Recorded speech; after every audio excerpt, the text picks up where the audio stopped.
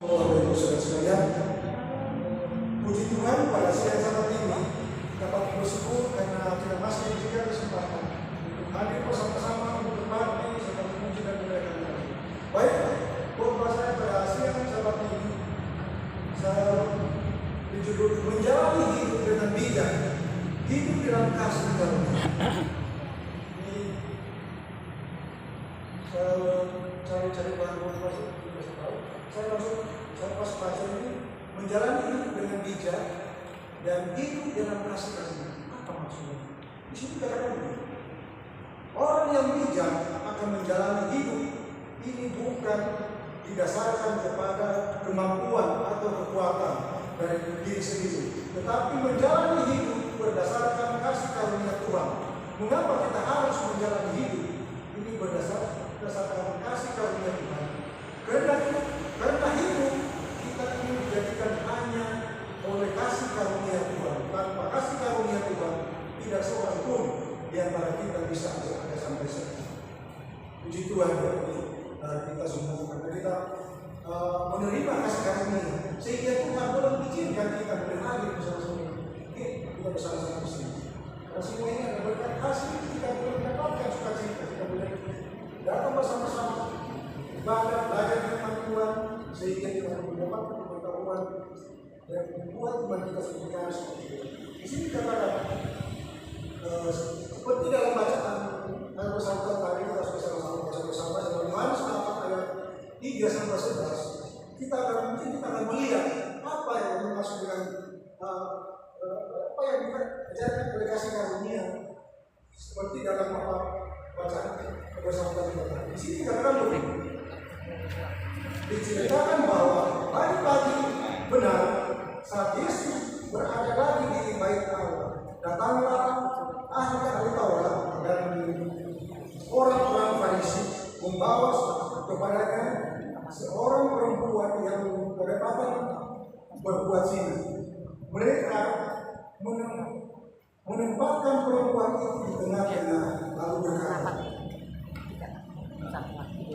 kepada Yesus, "Rabi, perempuan ini berkata bahasa ketika dia sedang berbuat zina. Musa dalam buku Taurat memerintahkan kita untuk melempari perempuan yang demikian. Apakah pendapatmu tentang hal ini?"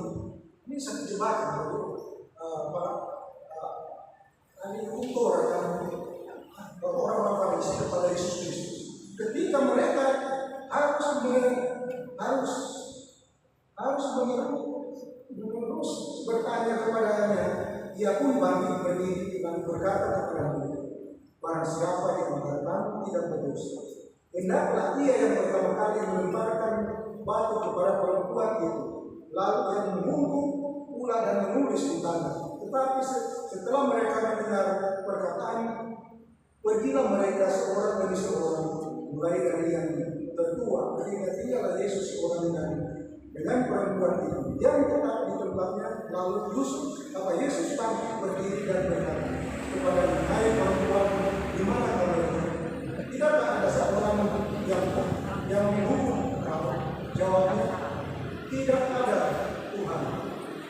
Lalu kata Yesus, aku pun tidak menghukum kamu.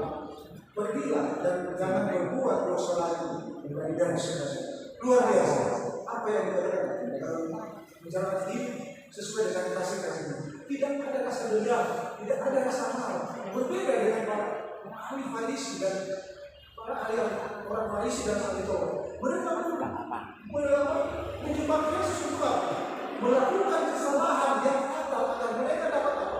Melakukan tindakan, melakukan menangkap Yesus ini, menurut bahwa dia bersalah, dia melakukan apa yang tidak sesuai dengan firman Tuhan. Nah, dari kisah ini, mari kita belajar bersama-sama tentang kasih karunia, tentang kasih karunia Tuhan. Di sini dikatakan apa yang dimaksud dengan kasih karunia. Jadi kita semua sudah tahu sama-sama apa itu kasih karunia.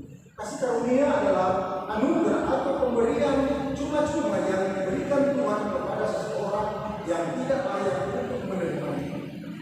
Itulah yang ditunjukkan oleh Tuhan Yesus Yesus kepada wanita yang tertangkap basah sedang bersin. Seharusnya dia dihukum mati karena dosa yang dilakukan, tetapi oleh kasih karunia Tuhan dia menerima pengampunan dan kebebasan.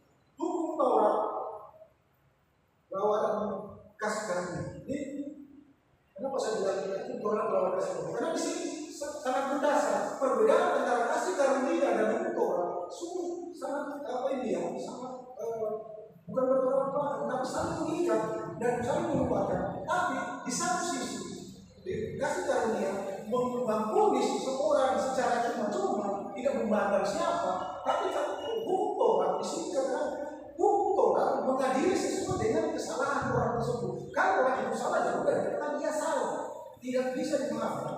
Tapi kasih karunia sudah tahu sebesar apapun dosa orang tersebut, dia tetap diampuni. Sini mari kita lihat sama-sama. Ada perbedaan yang mendasar. Di sini pertama dikatakan kebenaran Taurat didasarkan tindakan manusia, tapi kasih karunia didasarkan tindakan Tuhan. Kenapa dikatakan seperti itu? Menurut hukum Taurat, benar atau salah tergantung perbuatan manusia. Kalau yang dilakukan adalah kebenaran, maka ia akan dibenarkan. Tetapi kalau yang dilakukan adalah kejahatan, kesalahan, maka dia akan dinyatakan bersalah.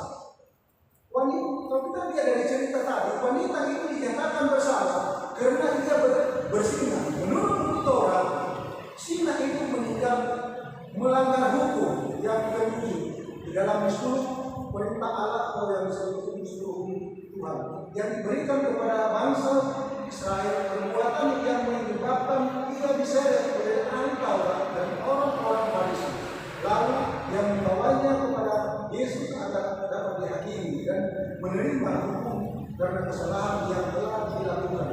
Untunglah Yesus tidak menghakimi berdasarkan hukum Taurat, tetapi ia mengampuni berdasarkan hukum kasih karunia. Kita lihat di sini, luar biasa perbedaan antara hukum Taurat dan kasih karunia. Kalau kita katakan hukum Taurat yang diberikan Tuhan kepada Nabi Musa untuk menghakimi bangsa Israel, itu secara tulisan itu 2 lembar yang diberikan kepada Nabi Musa untuk menghakimi bangsa Israel, dan itu harus dilakukan sesuai dengan amal perbuatan. Kan padahal dia salah, benar dia salah, tapi kalau dia benar, dia benar, dia bebas dari kesalahan. Tapi hukum atau kasih karunia yang daripada Tuhan sangat berbeda. Kenapa dikatakan yang berbeda? Kita lihat bagaimana cara mengambil keputusan daripada Yesus. Dan orang-orang Farisi dan ahli Taurat sudah berharap di sini mereka menjebak Yesus supaya Yesus bisa melakukan kesalahan. Apa yang dikatakan Yesus tidak melakukan apa-apa. Yesus hanya berkata kepada mereka, apabila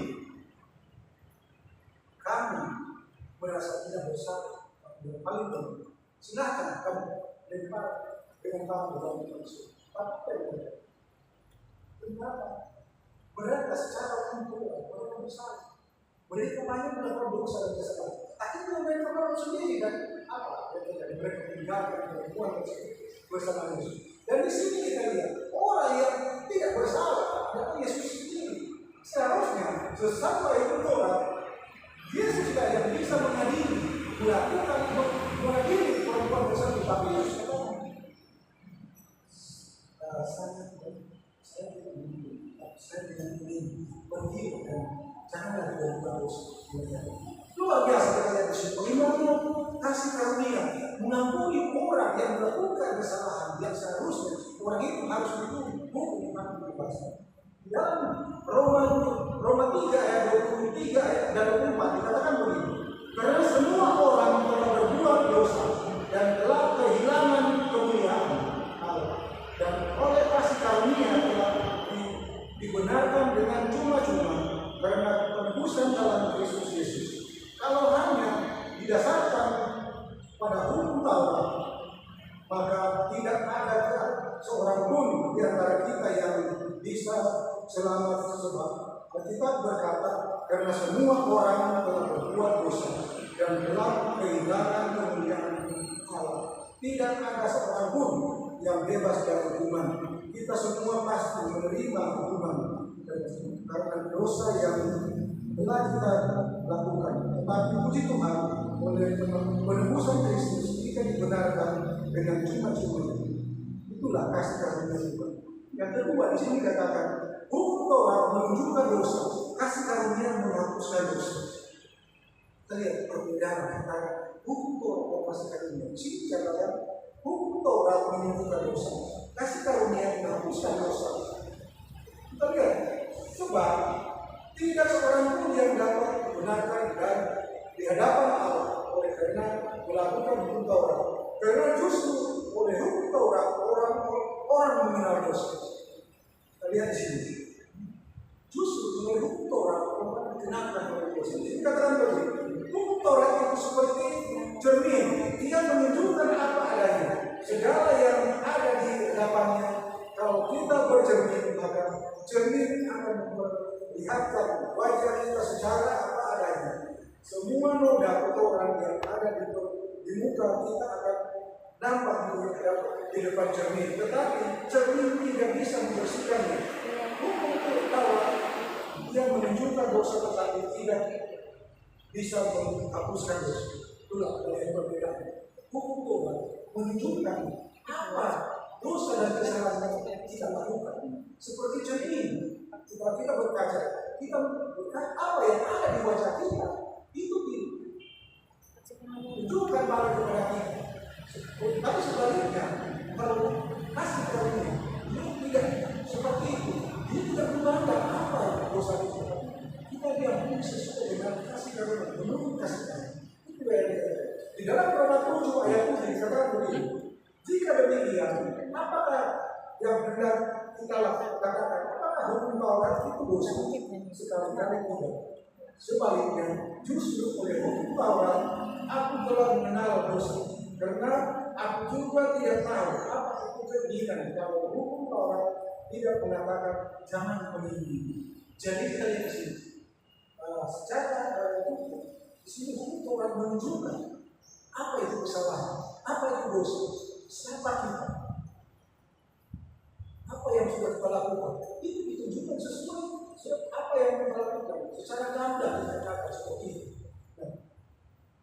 Jadi dengan hukum Taurat kita bukan kita tidak berdosa, tapi kita ditunjukkan apa itu dosa dan apa yang kita lakukan. Hukum Taurat menurut justru hukum Taurat aku telah mengenal dosa.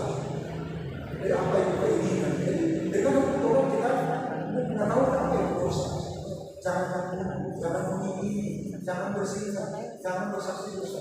Dengan saksi. Tapi Taurat itu mengatakan Taurat itu sudah tidak diperankan di Yerusalem melalui kematian Yesus Kristus. Tapi kita jelas di sini dikatakan bahwa Yesus datang bukan untuk menghilangkan sedikit apapun, untuk membenarkan apa yang dilakukan hukum Taurat tersebut.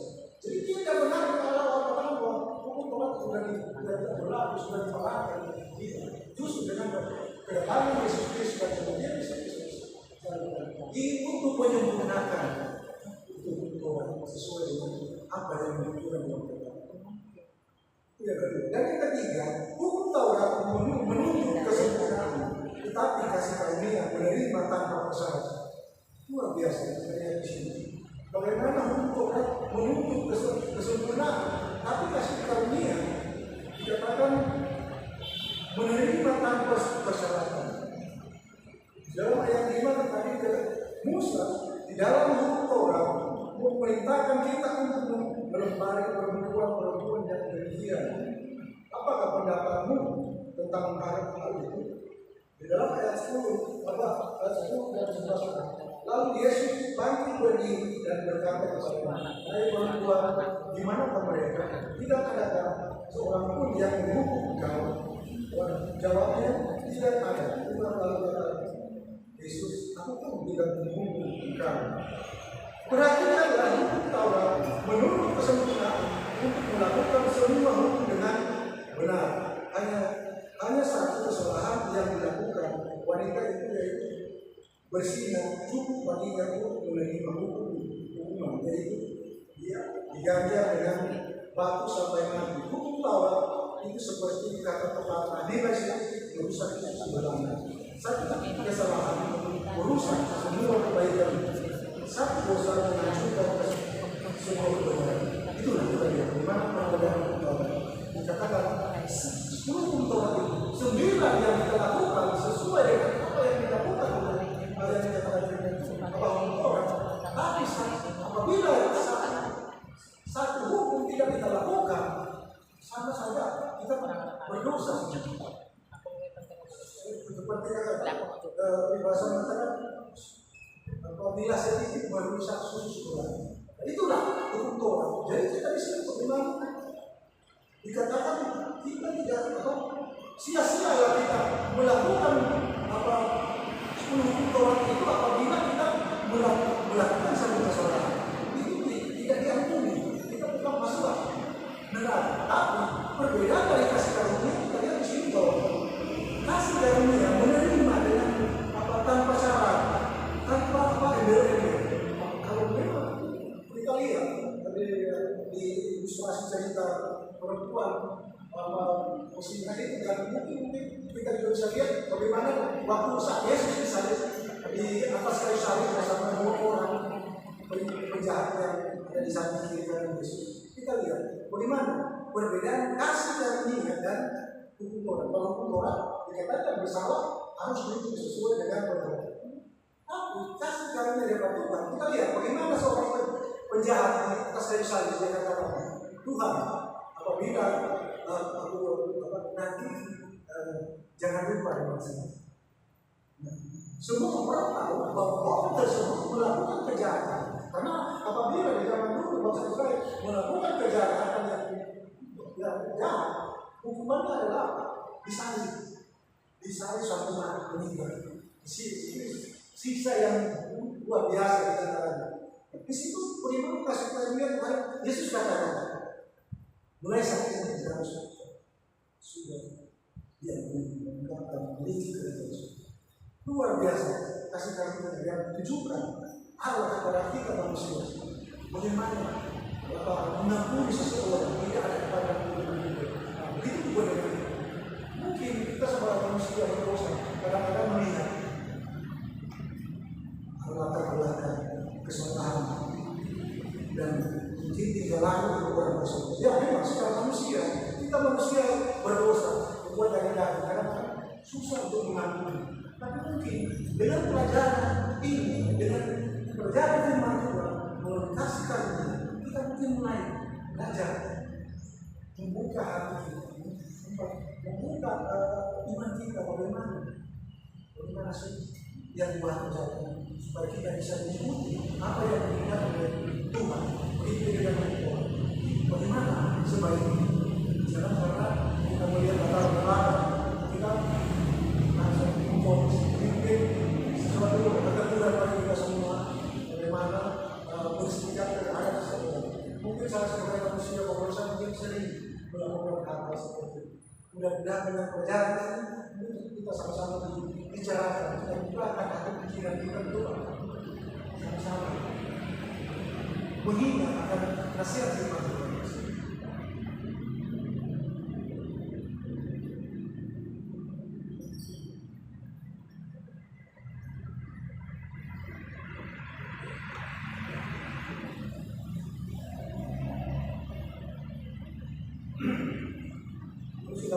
Tetapi kita bersyukur kepada Tuhan Yesus sebab Dia datang membawa kasih karunia. Kasih karunia tidak menuntut kesempurnaan. Kasih karunia yang menerima kita apa adanya oleh kita. Karunia kita diterima tanpa syarat. Hal perempuan di manakah mereka? Tidak ada seorang yang menghukum kau, jadi tidak ada. Tuhan jawabnya. Lalu kata Yesus, aku pun tidak menghukum kau. Tuhan bukan hanya tidak menghukum wanita itu, lebih dari itu Tuhan Yesus menerima wanita itu tanpa syarat. Tadi yang bagaimana? kebaikan daripada Tuhan Yesus. Jangan kepada kita menerima sesuatu, mengambil sesuatu tanpa syarat, tanpa melihat kesalahan. Dalam Roma 5 ayat 8 katakan, akan tetapi Allah menunjukkan kasih-Nya kepada kita oleh karena Kristus telah mati untuk kita ketika kita masih berdosa. Inilah kasih karunia Tuhan. Kasih karunia Tuhan tidak menunggu kita baik baru ini. Kita benar-benar baru dikasih. Kasih karunia menerima kita tanpa syarat bahkan saat kita masih berdosa. Dan yang keempat adalah hukum Taurat mengikat, kasih karunia membebaskan. Kita lihat yang keempat perbedaan. Dikatakan hukum Taurat mengikat, tetapi kasih karunia sebaliknya membebaskan. Dan ketika mereka terus-menerus bertanya kepada dia pun bangkit berdiri lalu berkata kepada mereka, barang siapa di antara kamu tidak berdosa berkata, yang dia yang pertama melemparkan batu kepada perempuan itu. Ahli Taurat dan orang-orang Farisi mendesak Tuhan Yesus agar segera menjatuhkan hukuman raja kepada wanita ini. Sebab dengan jelas hukum Taurat mengharuskan wanita yang bersinar untuk diri raja dengan batu dengan di tangan mereka. Masing-masing telah menggenggam sebuah batu siap untuk melemparkan kepada wanita ini. Mereka berpikir Yesus sudah terdesak, tidak ada pilihan lain, mau tidak mau wanita yang harus diraja batu karena dia terikat dengan hukum Taurat. Mereka tidak, wanita ini tidak bisa dibebaskan dari hukum kerajaan. Tapi apa yang Yesus lakukan itu sebaliknya. Jadi mereka saat itu, mereka sudah semua itu sudah terlihat batu dan mereka akan melakukan hukuman dan mereka tidak menunggu jawaban Yesus. Mereka ingin menjadikan Yesus melakukan kesalahan. Kita melakukan kesalahan dan melakukan Yesus. Dia jadi Yesus. Tapi semua yang mereka tidak boleh terjebak dan tidak terdesak. Tapi apa yang terjadi? Justru sebaliknya dengan harus sesuatu memang siapa yang merasa tidak bersalah, silakan lakukan sesuai apa yang kamu pikirkan. Tapi di sini luar biasa ya. Yesus dengan melakukan berikan kata-kata seperti ini, para ahli Taurat dan orang Farisi terpukul sendiri dengan kehidupan mereka. Mereka dipermalukan dengan kelakuan mereka, dengan hubungan apa dan keinginan mereka. Yang mereka berharap dengan itu Yesus bisa ditangkap, tapi kembali mereka berikut dengan berhasil mati. Artinya wanita ini layak dihukum raja dengan batu, tetapi yang boleh melemparkan batu adalah orang yang tidak berdosa. Luar biasa. Di sini mereka terjebak dengan mereka sendiri. Perhatikanlah apa yang dilakukan ahli Taurat dan Tuhan Yesus. Ahli Taurat dan orang-orang Farisi ingin menghukum, tetapi tidak bisa karena mereka tidak mampu, mereka tidak punya kekuatan untuk melakukan itu. Tapi di sini dikatakan Tuhan Yesus, dia mampu tetapi dia tidak mau. Yesus bisa tetapi dia tidak bersedia. Itu dikatakan Yesus punya kuasa untuk melakukan apa yang diinginkan oleh orang-orang tersebut. Tapi Yesus tidak mau karena Yesus itu mengetahui apa tujuan dari orang-orang tersebut. Mereka ingin menjebak, mereka mencoba Yesus supaya Yesus mampu melakukan mereka sehingga mereka merasa puas dan mereka merasa mereka sudah benar. Tapi di sini Yesus menunjukkan kuasa. Yesus berseharusnya karena dia orang yang berdosa, tapi dia tidak mampu melakukan manusia. Tapi dia ingin melakukan kehendak Bapa di surga sesuai dengan pada ingin Bapa di surga yang mengutus dia sebagai juru selamat, juru selamat umat manusia, bukan umat ini. Datang menyelamatkan umat manusia. Karena Yesus katakan datang untuk apa? Mengampuni orang yang berdosa, menyelamatkan orang berdosa. Aku datang untuk tidak untuk dilayani, tapi untuk melayani. Ini yang Yesus lakukan kepada kita. Sebagai apa? Ini terakhir untuk Tuhan Yesus datang bukan untuk menggenapi hukum Taurat, tetapi datang untuk menggenapi hukum Taurat dan memberikan kasih karunia yang diberikan kepada kita manusia berdosa menerima keselamatan. Sebab kita diimbau selalu melakukan kebaikan, memberikan pertolongan kepada orang lain. Orang yang membutuhkan pertolongan bukan kita menghakimi orang bersama, membiarkan orang yang membutuhkan pertolongan kita menolak pertolongan. Saya di sini ini sama saya ada pertolongan. Di sini kita mengimbau, tunjukkanlah kepada sesamamu bagaimana apa yang kita lakukan oleh sekarang kita lakukan apa yang diinginkan oleh Tuhan itu mengasihi satu sama lain tanpa memandang latar belakang atau selama dosa tapi melakukan pertolongan tanpa syarat atau melihat kesalahan dan dosa yang dilakukan. Mungkin saat manusia kita manusia berdosa masih jauh dari kesempurnaan, tapi dari satu kerinduan saya mengajar mari kita sama-sama membuka hati kita untuk menerima kasih karunia yang Tuhan sudah berikan kepada kita, yaitu keselamatan yang seharusnya kita ini orang berdosa yang harus tanggung dosa yang sudah dilakukan oleh nenek moyang kita, tapi kita di sini kita sudah melalui kematian Yesus Kristus di atas kayu salib. Dan firman yang kita bersama menjadi nasihat kehidupan kita. Terima kasih Tuhan.